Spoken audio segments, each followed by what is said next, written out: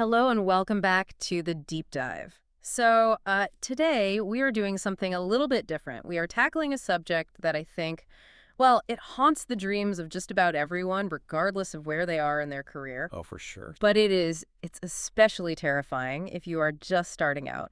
We are talking about the job interview. The dreaded job interview. Uh-huh. It really is the gatekeeper to everything, isn't it? It is. But we are raising the stakes today. We aren't just talking about a normal interview. We are talking about doing it in English, and specifically doing it when English isn't your first language or, when you feel like a total beginner. Which adds a whole new layer of anxiety right off the bat. You're not just worried about your qualifications. You're worried about your grammar, your accent, your vocabulary.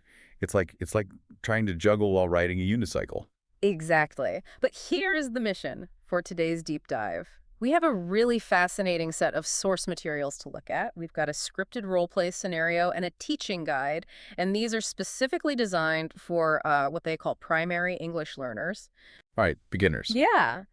And the argument this material makes is actually quite radical. It suggests that you don't need to be a walking thesaurus to ace an interview. In fact, it argues that for a beginner, knowing less might actually be an advantage if you use the right strategy. It's the strategy of simplicity. Hmm. And I really think that's a lesson even native speakers forget. We tend to, we overcomplicate things when we want to impress people. Totally. We try to use all the big buzzwords. Exactly. But today we are going to look at a simulation between an interviewer named Mike and a candidate named Lisa. And we are going to prove that simple, clear communication is actually the ultimate sophistication. I love that. And just a quick heads up for you, our listener, before we really get going. Because our source material is specifically designed for English learners, we are going to mirror that approach today. Yeah, that's a really important point. Right. So we are going to keep our own conversation very clear, very articulate, and we are going to avoid the trap of using $5 words when a 50-cent word will do.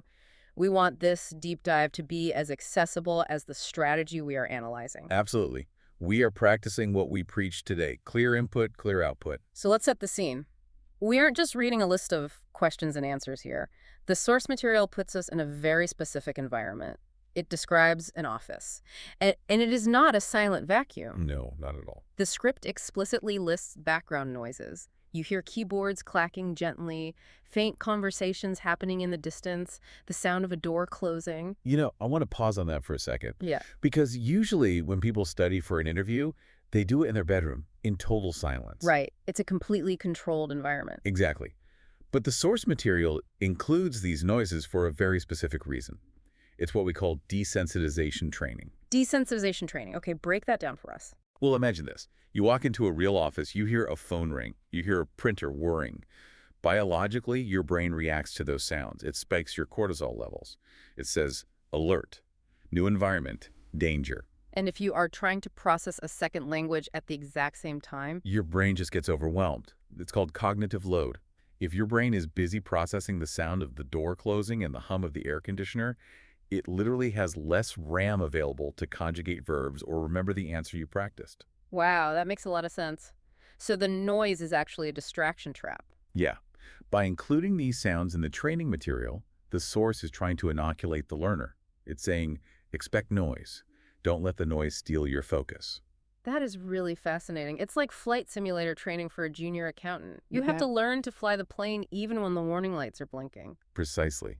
If you practice in complete silence, reality will shock you. If you practice with noise, reality feels familiar. Okay, so we are in the office. The door has closed behind us. Let's introduce the players in the simulation. In the hiring chair, we have Mike. Right. Mike is our HR manager. The source describes him as having a warm, friendly tone with clear pronunciation. He isn't the bad cop here.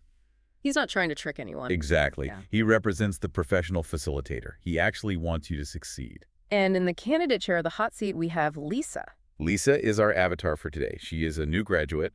The script notes describe her tone as slightly nervous, but clear, and eager. Slightly nervous, but clear. And that part is key. She isn't a robot. She's human. But she doesn't let her nerves destroy her clarity. Okay, before we get into the actual questions she answers, I want to talk about the core philosophy here. The source material emphasizes using junior and senior high school core vocabulary. It explicitly warns against complex clauses. Now, I have to play devil's advocate here for a second. These do. If I go into a professional interview and I'm speaking like a high schooler using very basic sentences, aren't I going to sound, well, unintelligent? Isn't the goal of an interview to sound smart? That is the most common trap candidates fall into. They think professional equals complicated. So they try to use passive voice, or they try to weave these massive, complex sentences with 3 different clauses. And do you know what happens? They crash and burn. They crash, they get halfway through the sentence, realize they don't know the grammar for the second half, panic, and then start mumbling. Or they use a big word incorrectly, which is even worse. Right, like saying something is ubiquitous when they mean unique. Exactly. The source material advocates for the SVO structure. Subject, verb, object. SVO. So instead of saying, having studied economics, it is my belief that... That is a disaster waiting to happen for a beginner. Instead, you say, I studied economics, I believe this. Think of SVO sentences like Lego bricks. They are solid, they are modular, and they are easy to stack. I like that analogy. Lego bricks. Yeah, you can build a very large, impressive argument out of small, simple bricks. But if you try to build a complex sculpture out of wet clay, which is what complex grammar is for a beginner, it just collapses. So simplicity actually signals confidence. Yes. Complexity often signals insecurity. When you use simple, clear sentences, you are telling the interviewer, I know who I am and I know what I want to say. And it probably helps the interviewer too, right? Absolutely. It reduces the cognitive load for you, so you can focus on smiling and making eye contact, and it reduces the cognitive load for the interviewer, so they don't have to decode what you're trying to say. Okay, I am sold on the strategy. Let's see if Lisa can actually pull it off. Let's move to phase 1, the opening. The first minute of the interview. The first minute is where the subconscious hiring decision is often made. So the script starts with Mike saying, how are you today? Now, I feel like a lot of people overthink this part. They think it's a trick question. They really do. They sit there thinking, does he really want to know how I am? Should I tell him I'm nervous? Should I tell him the traffic was terrible this morning? But Lisa doesn't do that. She just says, I'm fine, thank you. And how are you? It is perfect. It's the ping pong principle. He hits the ball to her, and she hits it gently back. The key phrase there is, and how are you? Why is that specific part so important? Because it shifts the dynamic of the room. If she just said, I'm fine, she is a subordinate answering a superior. By asking, and how are you, she is establishing a social contract. She's leveling the playing field. Exactly. She is saying, we are 2 humans having a professional conversation. It shows social awareness, which is a huge part of employability. And the script notes that she says this with a smiling, a little shy tone. Which is honest. Being a little shy is totally fine. It shows respect for the situation. If she walked in too confident, slapping him on the back, that would be a massive red flag. Okay, so the pleasantries are over. Now comes the first real hurdle, the question that makes everyone freeze up. Mike asks, could you introduce yourself briefly? The dreaded tell me about yourself. It is so open-ended that it can be completely paralyzing. If you don't have a structure, you will ramble. Yeah, you'll start talking about your cat or where you went to kindergarten. But the source material gives us a formula here, a literal checklist for Lisa to follow. I love formulas. They really just remove the anxiety. They do. The formula here is very clear. Name, age, education, personality. Let's break that down for the listener. Step 1 is name. My name is Lisa. Easy enough. Step 2, age. She says, I'm 22 years old. Now, I want to pause here, because this is a really interesting cultural point. In many Western countries like the US or the UK, mentioning your age in an interview is actually very uncommon. It's sometimes even legally discouraged because of age discrimination laws. Right. You wouldn't typically lead with, hi, I'm 45. Exactly. But we have to look at the context of the source material. Lisa mentions graduating from Beijing University later on. In many Asian job markets, age is a standard expected part of the introduction. What does it signal in that context? It signals energy, and it signals exactly where you are in the professional hierarchy. So for our listener, the lesson isn't necessarily always say your age, but rather know your market. Precisely. If you are applying for a job in London, maybe swap age for your current role. But the structure, the list of straightforward facts, that part remains completely valid. Okay, step 3 is education. She says, I graduated from Beijing University of Technology. My major is business English. Notice the subject-verb-object structure again. I graduated from? My major is no fluff. She doesn't say, I had the privilege of attending the prestigious university of whatever, just the facts. And step 4, personality. She says, I'm a hardworking person. This brings us right back to that simplicity strategy. I am a hardworking person. It is physically impossible to misunderstand that sentence. But isn't hardworking a bit of a cliche? I mean, doesn't literally everyone say that in an interview? They do. But remember, she is a beginner in this scenario. She isn't trying to differentiate herself with unique, complex adjectives like conscientious or industrious. She is simply trying to prove she can communicate a core value. And hardworking is pretty universal. It's a universal currency. Yeah. No employer in the history of business has ever said, I really don't want someone who works hard. That's very true. And I noticed the source material actually highlights the word briefly in Mike's question. He even defines it for the listener. He says, briefly means in a short way. That is a critical instruction from the interviewer. He is telling you the rules of the game right up front. He is saying, I want the headlines, not the whole article. And Lisa listens to that instruction. Her whole introduction is maybe 4 short sentences. She does add a little hook at the end, though.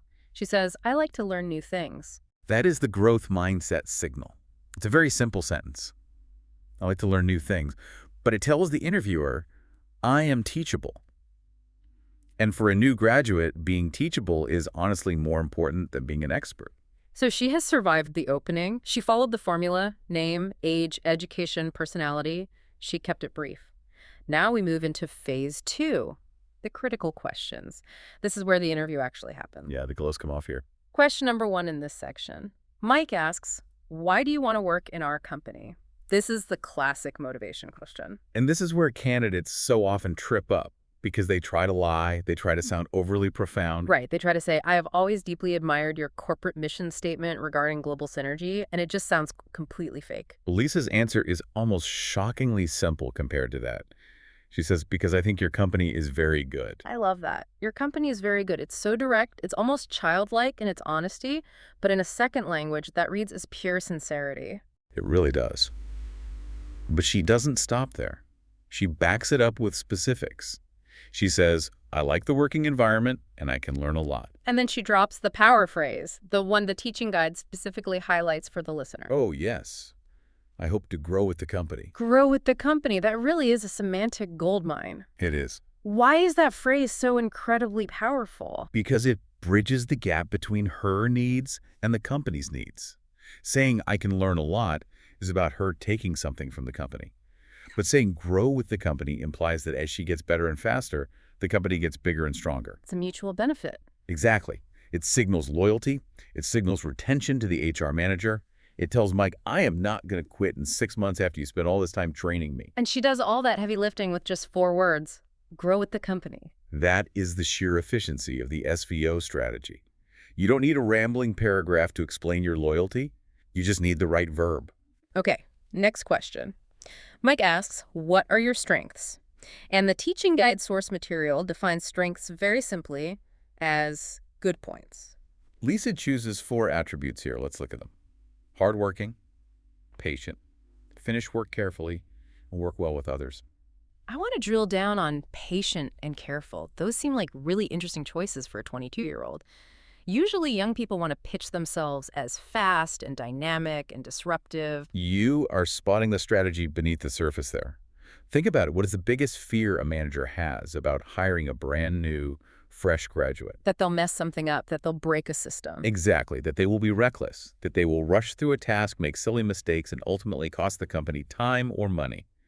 By emphasizing patient and careful, Lisa is engaging in what we call risk mitigation. Risk mitigation. Yeah, she is subconsciously reassuring Mike. She's saying, look, I know I'm young, but I'm not dangerous. I will double-check my work. That is really smart. She is answering his internal objection before he even raises it out loud. And then she hits the absolute home run with work well with others. The ultimate team player argument. It is the universal green flag in hiring. Yeah. You can be the absolute smartest person in the room, but if you can't work well with others, you are a liability to the team.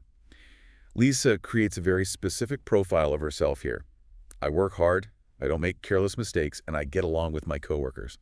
That is a highly hireable profile. But now she hits the wall. Question 3, the trap. The experience trap. Mike asks, do you have any work experience? Now, Lisa is fresh out of school. The honest answer is no. And this is the moment of truth for any beginner. A lot of candidates try to dodge this question. They try to talk about their college coursework as if it was a full-time corporate job, or they try to vague book their way through the answer and talk in circles. Lisa looks him right in the eye, well, metaphorically speaking, and says, no, I don't have much work experience. Radical honesty. She just owns the deficit completely. But if she stopped there, the interview would basically be over. Yeah. No. Okay, well, thanks for coming in. Bye. Right. No is a stop sign in a conversation. You have to learn how to turn that stop sign into a merging lane. This is a technique called the pivot. How exactly does she pivot? She uses the word but. She says, but I'm willing to learn. Willing to learn. The teaching guide flags this as a critical phrase to memorize. It is the ultimate substitute for experience. In the hiring world, we are basically looking for two things. Competence, which means, can you do the job? And will, which means, do you want to do the job? Competence and will. Right. If your competence is low because you are brand new to the industry, your will must be incredibly high to compensate. Saying, I am willing to learn dials that will meter all the way up to 100. She also adds another sentence. She says, I can adapt to the new job quickly. Adapt. That is a fantastic vocabulary choice. It's slightly more sophisticated than just saying change. It implies intelligence. It implies that she is observant and flexible. So the proven formula for the no experience question is to admit it, plus state your willingness to learn, plus offer a promise of adaptability. Exactly. You are essentially trading your past, which is empty, for your future, which is full of potential. You are selling your trajectory to the company, not your history. I really like that framing, selling your trajectory. Okay, so she has navigated all the emotional and behavioral questions. Now we get to the logistical ones.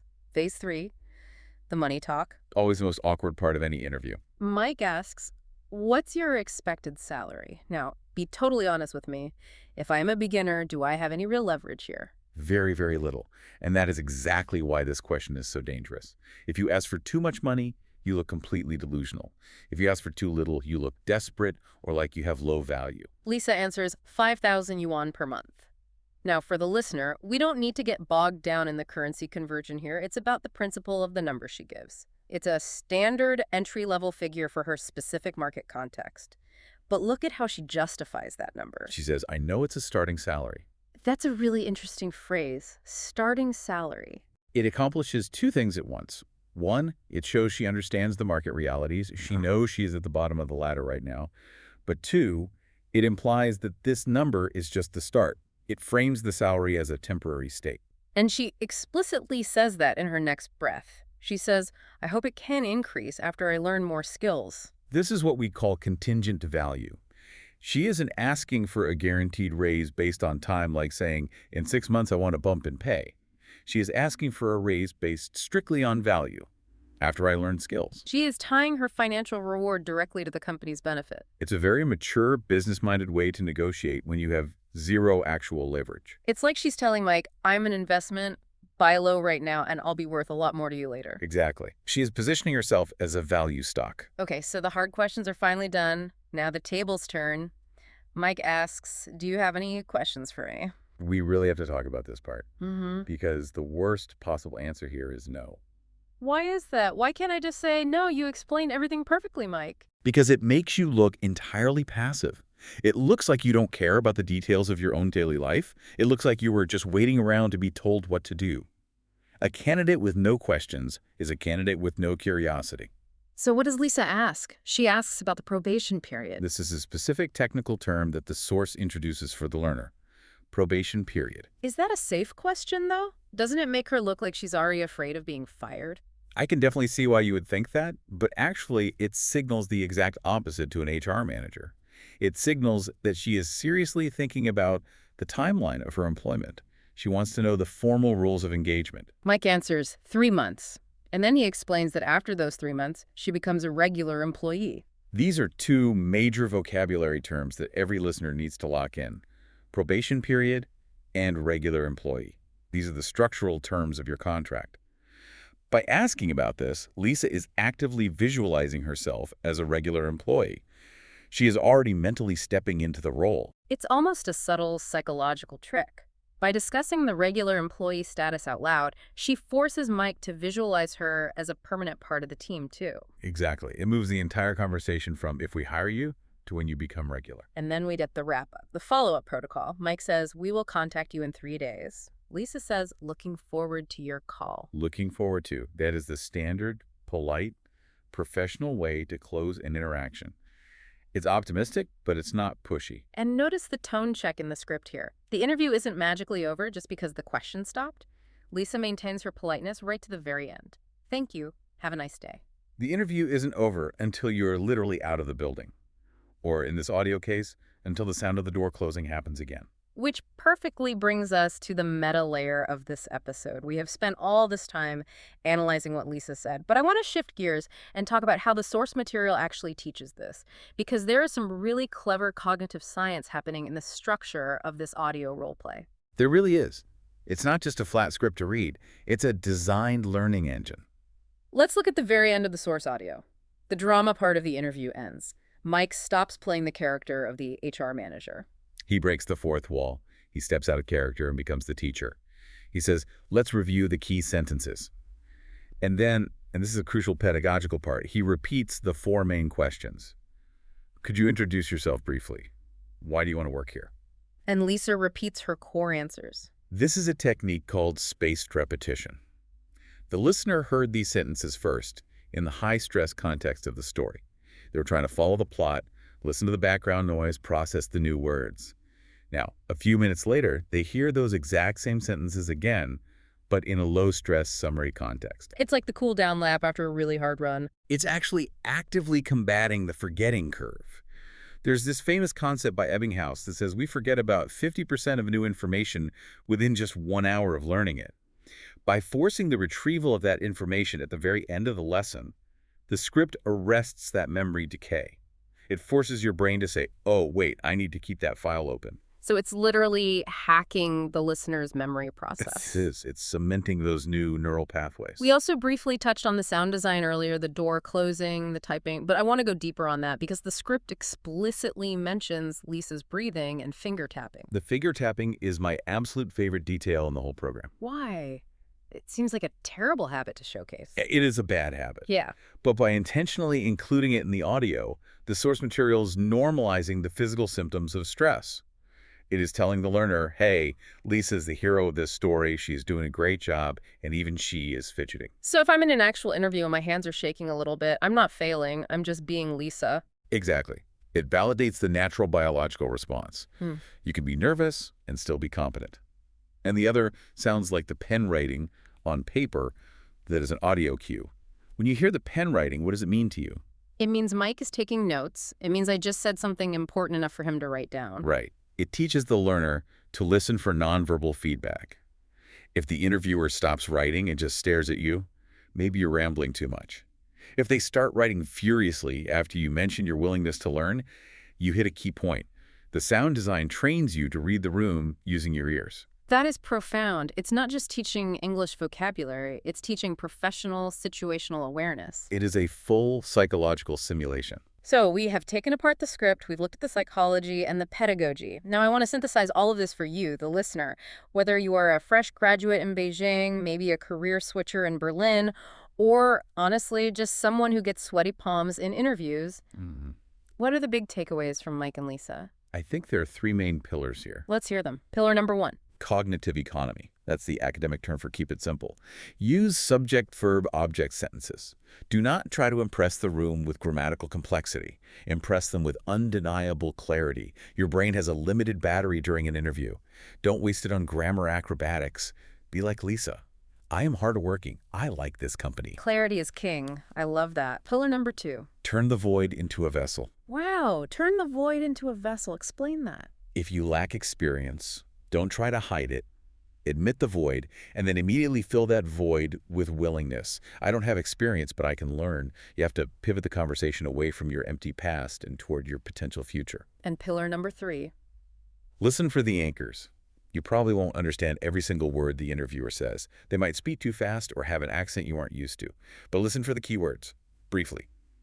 Strengths, salary, questions. Those are your anchors. If you hear briefly, immediately cut your planned answer in half. If you hear salary, switch to your number strategy. You don't need to understand 100% of the input to give 100% of the right output. Exactly. You just need to catch the right signals. That is incredibly reassuring. You don't need to be perfect to succeed. You just need to be attentive.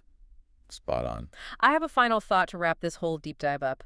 We have spent this whole time analyzing a script that is specifically designed for primary learners, beginners. But be honest with me, in your career, have you interviewed people with 10 years of experience who couldn't answer these basic questions this well? Oh, absolutely. Without a doubt.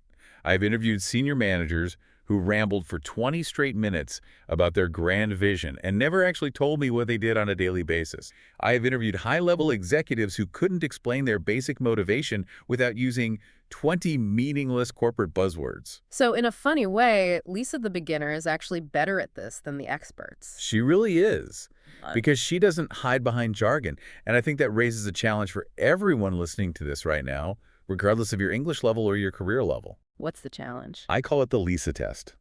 Strip away all your industry jargon. Strip away your synergies and your paradigm shifts and your holistic approaches. Can you introduce yourself, explain your motivation for wanting a job, and list your core strengths using only simple subject-verb-object sentences? I am hardworking. I like this company. I want to grow. It sounds so easy when you say it, but try to write it down for your own career. It's way harder than you think.